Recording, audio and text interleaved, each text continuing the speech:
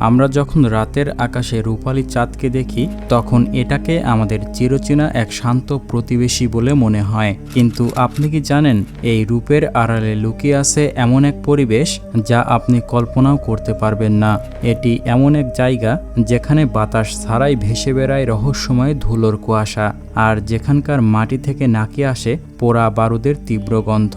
শুনতে কোনো science fiction সিনেমার মতো মনে হলেও এটাই আমাদের অতি পরিচিত চাঁদের ভয়ঙ্কর বাস্তবতা। কয়েক দশক ধরে বিজ্ঞানীদের গবেষণায় চাঁদের মাটি সম্পর্কে উঠে এসেছে এমন সব হাড়হিম করা ও রোমাঞ্চকর তথ্য যা আজও সাধারণ মানুষের কাছে এক অজানা রহস্য।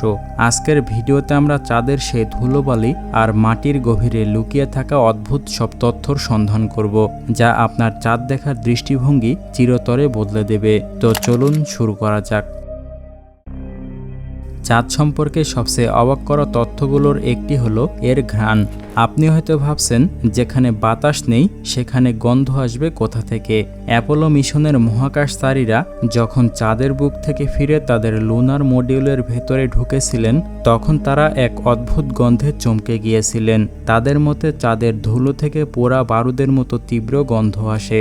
যখন এই ধুলো মহাকাশের ভেতরে থাকা অক্সিজেনের সংস্পর্শে আসে তখন এটি একটি রাসায়নিক বিক্রিয়া ঘটায় যা এই বিশেষ ঘ্রাণ তৈরি করে, যা বিজ্ঞানীদের কাছে আজও এক অমীমাংসিত রহস্য। চাঁদের মাটিকে বিজ্ঞানীরা বর্তমান সময়ের সবচেয়ে মূল্যবান সম্পদ হিসেবে বিবেচনা করেন। এর প্রধান কারণ হল হিলিয়াম-3। এটি এমন এক বিরল আইসোটপ যা সূর্য থেকে আসা সৌরঝড়ের মতো কোটি কোটি বছর ধরে চাঁদের মাটিতে জমা হয়েছে। পৃথিবীতে এই পদার্থ খুবই কম, কিন্তু চাঁদে এর পরিমাণ প্রায় 11 লক্ষ মেট্রিক টন। বিজ্ঞানীরা বিশ্বাস করেন এই হিলিয়াম-3 ব্যবহার করে যদি নিউক্লিয়ার ফিশন প্রক্রিয়ায় বিদ্যুৎ উৎপাদন করা যায় তবে তা পৃথিবীর আগামী কয়েক হাজার বছরের শক্তির চাহিদা মেটাতে পারবে, আর এটি হবে সম্পূর্ণ দূষণমুক্ত এবং নিরাপদ জ্বালানি। তাই ভবিষ্যৎ বিশ্ব রাজনীতিতে চাঁদ হবে এক বিশাল জ্বালানি তেলের খনির মতো, যা দখল করতে শক্তিশালী দেশগুলো এখনই প্রতিযোগিতায় নেমেছে।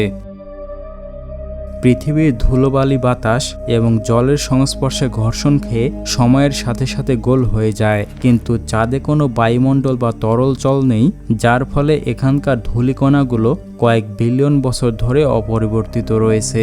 চাঁদের প্রতিটি মাটির কণা ক্ষুদ্র ক্ষুদ্র কাঁচের টুকরোর মতো ধারালো। এটি এতটাই ক্ষয়কারী যে অ্যাপোলো মিশনের সময় মহাকাশচারীদের স্পেস স্যুটের ভেতরের স্তর পর্যন্ত প্রায় ছিঁড়ে ফেলেছিল এবং তাদের ক্যামেরার লেন্সগুলোতে স্ক্র্যাচ ফেলে দিয়েছিল। চাঁদের মাটি শুধু যন্ত্রপাতির জন্যই ক্ষতিকর নয়, এটি মানুষের স্বাস্থ্যের জন্যও ক্ষতিকর। মহাকাশচারীরা যখন অজান্তেই তাদের স্যুটের সাথে লেগে থাকা ধুলো মহাকাশযানের ভেতরে নিয়ে আসতেন তখন সেই ধুলো নিঃশ্বাসের মাধ্যমে তাদের ফুসফুসে প্রবেশ করত। এর ফলে তাদের মধ্যে এক ধরনের শারীরিক সমস্যা দেখা দিত।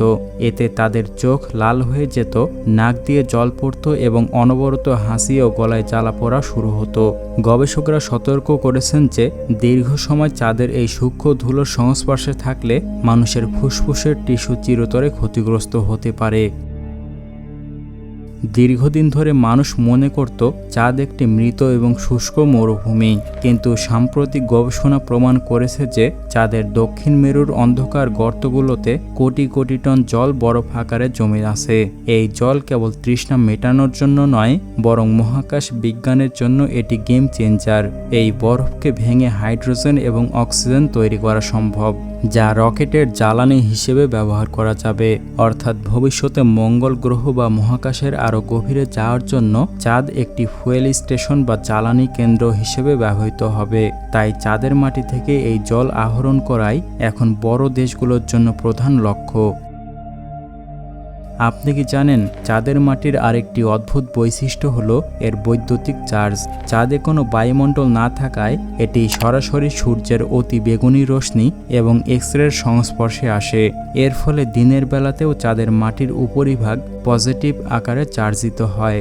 এই স্থির বিদ্যুতের কারণে চাঁদের ধূলিকণাগুলো একে অপরকে বিকর্ষণ করে এবং মাটি থেকে উপরের দিকে ভেসে ওঠে।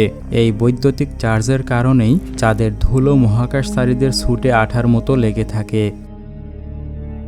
আমরা পৃথিবী থেকে চাঁদকে ধূসর রঙের মনে করলেও অণুবীক্ষণ যন্ত্রের নিচে চাঁদের মাটি অত্যন্ত রঙিন। উল্কাপাতের তীব্র তাপে চাঁদের পাথর গলে গিয়ে ছোট ছোট কাচের দানায় পরিণত হয়, যাকে বলা হয় গ্লাস বিডস। এই দানাগুলো নীল, সবুজ, কমলা এবং লাল রঙের হতে পারে।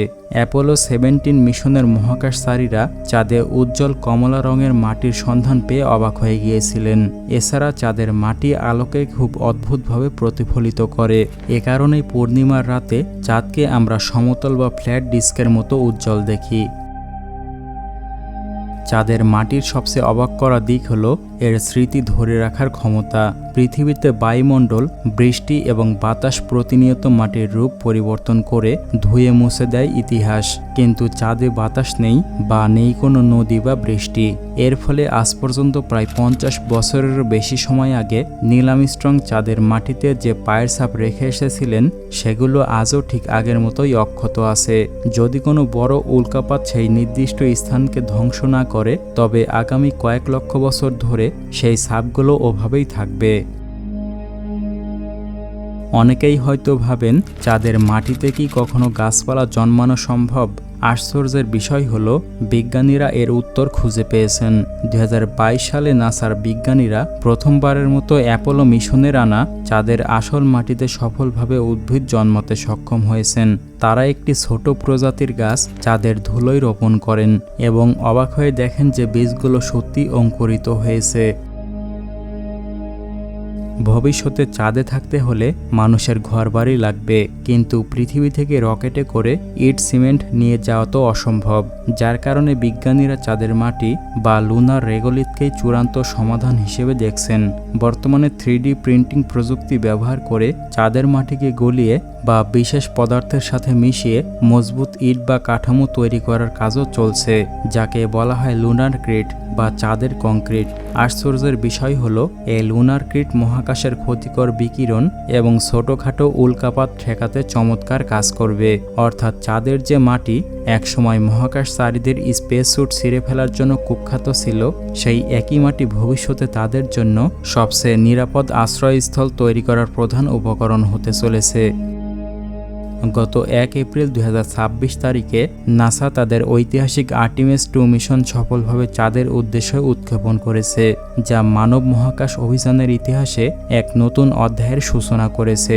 1972 সালের অ্যাপোলো 17 মিশনের পর দীর্ঘ 5 দশকেরও বেশি সময় পেরিয়ে এই প্রথম 4 জন মহাকাশচারী একটি ক্রুড ফ্লাইটে পৃথিবীর নিম্ন কক্ষপথ পেরিয়ে চাঁদের কাছাকাছি গিয়েছিলেন।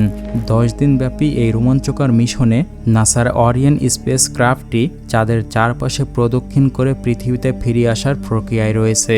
এই মিশনের মূল লক্ষ্য শুধু চাঁদের চারপাশ দিয়ে ঘুরে আসা নয়, বরং ভবিষ্যতে চাঁদে মানুষের স্থায়ী বসতি গড়া এবং মঙ্গল গ্রহে অভিযানের রাস্তা সহজ করা। এসব কারণে চাঁদ আমাদের কাছে শুধু আকাশের একটি উজ্জ্বল বস্তু নয়, এটি রহস্য আর বিজ্ঞানের এক বিশাল ভাণ্ডার। এর ধারালো ধুলো যেমন আমাদের জন্য বিপজ্জনক, তেমনি এর মাটির নিচে লুকিয়ে থাকা হিলিয়াম-3 বা জল আমাদের ভবিষ্যতের বাঁচার এক রাস্তা। আমরা যখন পৃথিবীর আকাশ থেকে চাঁদের দিকে তাকাই, তখন আমরা আসলে একটি নতুন পৃথিবীর প্রবেশদ্বার দেখি। হয়তো খুব শীঘ্রই মানুষ এই প্রতিকূল মাটিতেই গড়ে তুলবে তাদের স্থায়ী বসতি, আর তখন মানুষের কাছে এই জায়গাটি হয়ে উঠবে এক নতুন ঠিকানা। আজকের এই তথ্যগুলো যদি আপনার ভালো লেগে থাকে এবং মহাকাশ সম্পর্কে আরও জানতে চান, তবে আমাদের এই চ্যানেলটি অবশ্যই সাবস্ক্রাইব করুন।